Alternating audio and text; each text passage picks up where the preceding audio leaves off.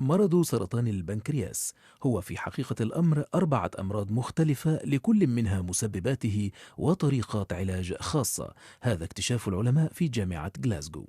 العلماء If this قالوا on إن هذا the الاكتشاف الجديد left side سيؤدي إلى today. تطوير عقاقير جديدة بإمكانها استهداف نقطة الضعف الخاصة بالمرض الذي يصيب كل مريض، وأنهم شاهدوا بالفعل نتائج استثنائية باستخدام هذا الأسلوب.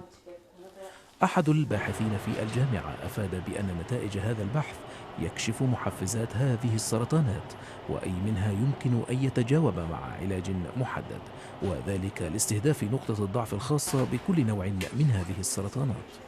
الأطباء ينصحون مرضى سرطان البنكرياس بأن لديهم عاما واحدا فقط للبقاء على قيد الحياة، كما أن 1% منهم يعيشون لمدة 10 سنوات، وهو إحصاء لم يتغير منذ 4 عقود. وفيما تبدو كل سرطانات البنكرياس متشابهة، هناك في الحقيقة 4 أصناف من الخلل الجيني تؤدي إلى تكون الأورام. الباحثون في هذا المجال يقولون إن هذا الأمر سيساعد على إعطاء المرضى العلاج المناسب لنوع السرطان الذي يعانون منه. وفي الوقت الذي يشهد فيه علاج مرض سرطان الثدي والبروستاتا والقولون تقدما كبيرا، إلا أنه من المتوقع أن يفتك مرض سرطان البنكرياس بعدد أكبر من الأشخاص المصابين به.